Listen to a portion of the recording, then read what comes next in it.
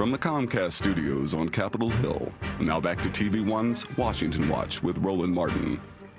All right, my next guest is no stranger to Washington Watch. He is Maryland Congressman Elijah Cummings. Welcome back to the show. It's good to be with you, Roland. All right, lots of stuff happening. We just had Austin Guzman on talking about the issue of Wall Street reform and things along those lines. And look, the Senate is dealing with this whole issue. And is this bill really the toughest bill to confront what's happening on Wall Street and these financial services companies out here, or are we leaving some stuff out? I think it could be tougher. But the fact is that we must do this. I think overall it's a pretty good bill.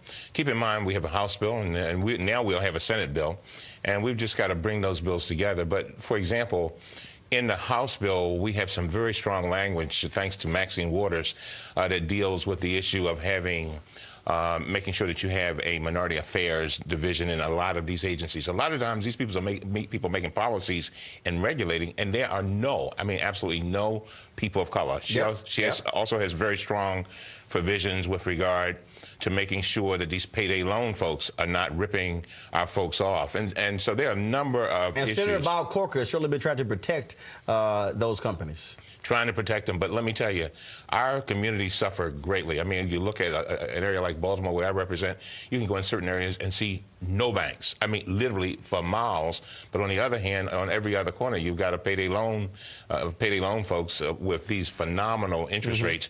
So there are a lot of good things that are in the House bill and in the Senate bill, and we've got to bring them together. I gave a speech to the Department of Transportation, and you spoke prior to me talking. We talked to Secretary Ray LaHood about this issue. Yes.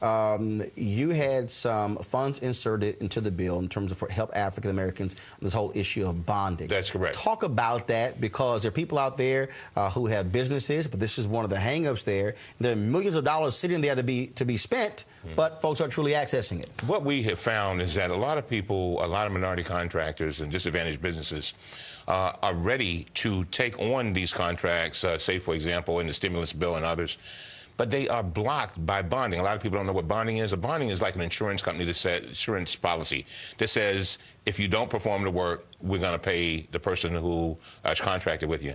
If they cannot get that bonding, forget it. They cannot get the contract. And so what we've done is put a provision in the stimulus bill, and it'll go into our reauthorization bill. It's a 6-year bill that's coming up very soon, that says basically we put $20 million in that bill, saying that those funds must be used to guarantee minority and disadvantaged businesses with regard to bonding. So what that means is that if a bonding company does not want to bond and says, I think it's too much of a risk, the government will back it up. The problem is that the word has not gotten out. So if I'm sitting at home right now, who do I call? Who am I reaching out to? All you just got to do is call the Department of Transportation, call any member of Congress's office and say, I understand there's a bonding program in the Department of Transportation. Tell me more about it, and they will direct you to the right place. All right, and the most important thing, if that $20 million likely isn't spent by September, it's probably going to get pulled out of the next bill. That's exactly right. And keep in mind now, that $20 million was just for the stimulus bill. When we go to the 6-year bill, we would be looking for something like $500 million. Now, if we can't spend the $20 million in a year, you're not getting the $500 million. We're not going to get the $500 million, and that's the problem. And so I'm glad you brought that up. It's so important. All right, I want to move on to another topic, this whole issue of violence in our different cities. I mean, it's craziness happening in Chicago. People have been calling for the National Guard to patrol the streets. What can members of Congress do when you're talking about a really local issue when it comes to crime and violence? You see it also in Baltimore. Yeah. Well, I live in the inner city, and I see a lot of it. I think one of the things that's driving our crime rate, although our police commissioner has done a great job, and it's happening all over the country, is people don't have jobs.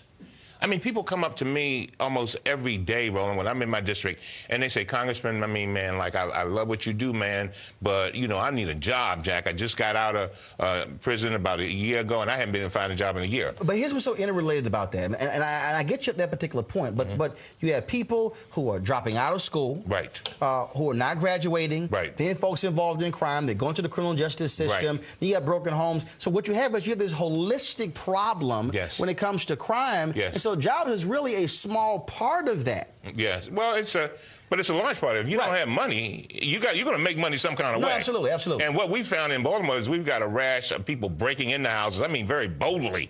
Like people are in the house, they're coming in with their guns blazing and robbing people. And so what I'm saying to you is we've got to address the issue of jobs. With regard to African Americans, we've got to make sure that we've had some issues in Baltimore where people have going to nightclubs. They leave the nightclubs and then they're fighting and whatever. But we have to have very sensitive police dealing with our young people. But you also have to have, I believe, the community component where people who live in neighborhoods have to give a damn. Right. At the end of the day, you can have a jobs bill, you can have more police protection, but if you got folks acting a fool, fighting and shooting, that's exactly right. You can't legislate that. You cannot legislate it. Parents have got to be parents.